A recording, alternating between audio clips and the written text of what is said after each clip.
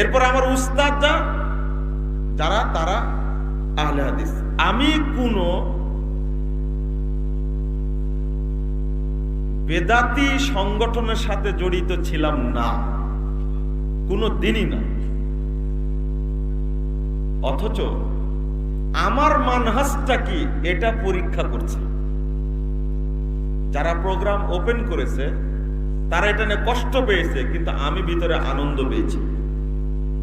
কারণ তারা যে যাচাই করছে যে তার মানহাজটা কি, এই জন্য বক্তব্য না হোক তবে তারা ধন্যবাদ মুবারকবাদ পাওয়ার যোগ্য। আপনি কি বুঝতে পেরেছেন আমার কথাটা? আজকে বুঝছেন না, বুঝবেন আরো কিছুদিন পরে ইনশাআল্লাহ। তিনটা বিষয়ের আলোচনা মানুষ শুনতে চায় না, খেতে চায় না। নাম্বার 1, তাওহীদের আলোচনা মানুষ খেতে চায় না। এই সুন্নাতি ধারা চালু করে গেছেন মুহাম্মদুর রাসূলুল্লাহ সাল্লাল্লাহু আলাইহি ওয়াসাল্লাম। কারণ তিনি প্রথম তাওহীদের যে দাওয়াত দিয়েছেন, এ দাওয়াত গ্রহণ করার লোক ছিল না। অথচ এর উপরে দাওয়াত দিয়েছেন 13টি বছর। কয় বছর? 13টি বছর দাওয়াত দিয়েছেন। তায়েফে গিয়ে মার খেলেন, কিন্তু গ্রহণ করলেন একজন। কয়জন? একজন। মাদানী আলেমরা তাওহীদ বুঝেন আলহামদুলিল্লাহ, কিন্তু বুঝাতে পারেন না, এজন্য মানুষ খায় না।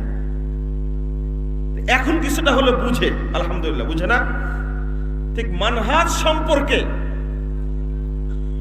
আমি কথাটা ইতি টানছি, কেন কথাগুলো বলছি? মানহাজ সম্পর্কে আলেমরা আলোচনা করে না।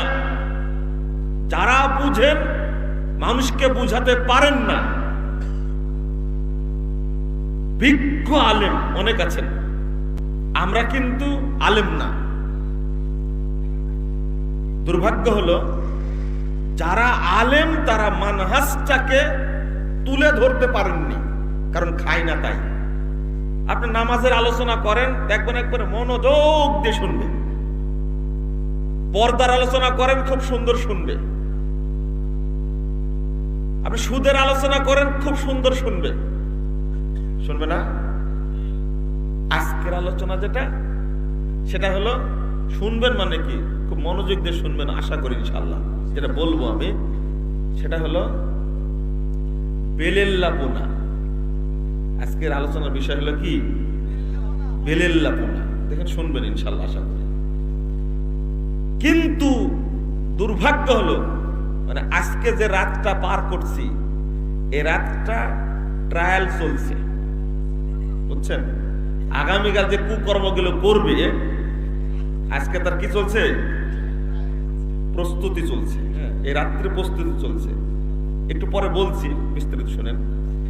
আমি যে কথাটা বলতে চাচ্ছি এই জায়গায়, যে মানহাজ বুঝেনি, এখন আলহামদুলিল্লাহ বিশেষ করে যুবক ছেলেরা মানহাজ বোঝা শুরু করেছে আলহামদুলিল্লাহ। আমি যদি বলি একটা কথা, এটা বড় অন্যায় হতে পারে, তবে ক্ষমা চেয়ে নিচ্ছি, মাপ চেয়ে নিচ্ছি। মাদ্রাসাগুলিতে, এমনকি আহলে হাদিস মাদ্রাসাগুলিতে 4টা এলেম নাই। 1, আকীদা তাওহীদের উপরে স্বচ্ছ ধারণা দেওয়া হয় না। 2, মানহাজ সম্পর্কে কোনো পড়াই হয় না।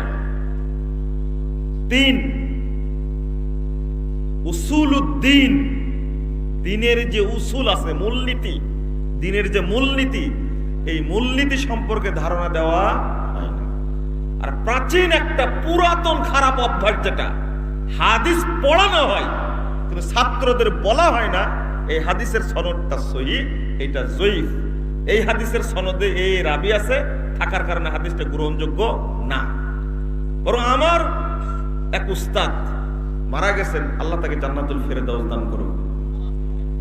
তিনি হাদিস পড়াতে গিয়ে বলছেন, যেটা হাদিসটা সনদ একজন মাজহুল রাবি আছে, জয়ীব তো না, আমল করা চলবে। যে শেখ বসে আছেন, তো ভালো বলতে পারবেন, বড় বড় মানুষের সামনে বক্তব্য দেওয়া ঠিক না, আসলে পিছিয়ে আছে, সামনে নাই। তো জয়ীফের তো একটা কাতার আছে, তাই না, একটা অবস্থান আছে। আর জয়ীফের চেয়ে খারাপটা কি বলেন তো? এটা তো বুঝেন তো, জয়ীফের চেয়ে খারাপ কি? জাল। এবার আমি বলি, জয়ীফ বেশি খারাপ না মাজহুল বেশি খারাপ? এটা জানেন না। আমি তো একদিন বক্তব্যে বলেছি, এই কথাটা উদাহরণ মাঝে মাঝে দেই। জয়ীফের চেয়ে মাজহুল আরো বেশি খারাপ। কি বেশি খারাপ? তো আমাদেরকে বলছেন এটা তো মাজহুল, জয়ীফ তো না, অথবা আমল করা যাবে। কথাটা কি বুঝা গেছে? হ্যাঁ, এই চারটা জিনিসের ব্যাপারে যদি আজ থেকে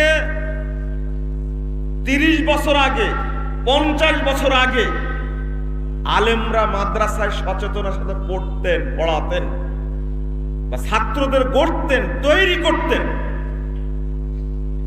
তাহলে আজকে যে প্যাঁচ আর আজকের যে গুতাগুতি এইগুলো থাকতো না। মানহাজুস সালাফ, আমাদেরকে সালাফদের মানহাজের তিনি হাদিসটা অনুবাদ করেছেন। রাসূল সাল্লাল্লাহু আলাইহি ওয়াসাল্লাম, সাহাবা কেরাম, তাবেঈন আযম, এই 3 শ্রেণীর, এই 3 যুগের মানুষের রীতিনীতির উপরে থাকার নাম হলো কি? সালাফদের মানহাজের অনুসরণ করা। যদি অনুসরণ করতাম তাহলে আজকে ফতোয়া নিয়ে দ্বন্দ্ব হতো না। এই জায়গায় আমাদের কি আছে? ঘাটতি আছে। তাহলে আজকে এখানকার কথা যেটা, সেটা হলো শিক্ষিত মানুষের আলোচনা শুনতে হলে একটু প্রস্তুতি নিতে হয়। কি নিতে হয়? প্রস্তুতি নিতে হয়। আলোচনা বুঝবো আমি, প্রস্তুতি নেওয়ার বিষয়, বুঝার চেষ্টার বিষয় হলো 1 নম্বর, সেটা হলো বারবার শোনা। কি করা? বারবার শোনা। একদিনে তার আকীদা বুঝেননি, একদিনে তো তাওহীদের গুরুত্ব বুঝেননি। অনেকবার আলোচনা করার পরে আমার বয়স কতটুকু হয়েছে, আপনাদের কাছে আমি হলাম সেই দিনের বাচ্চা ছেলে। নওদাপাড়া থেকে 98 সালে আসতাম, খুতবা দিতাম। খুতবা দিলাম মহব্বতপুর বড় মসজিদে 2005 সালে, আজকের থেকে 15-16 বছর আগে খুতবা দিলাম। র‍্যাব এসে ঘিরাও করলো না, মনে আছে না আপনাদের? সে 15 বছর আগের কথা বলছি। তারও 7 বছর আগে এই এলাকায় আসছি।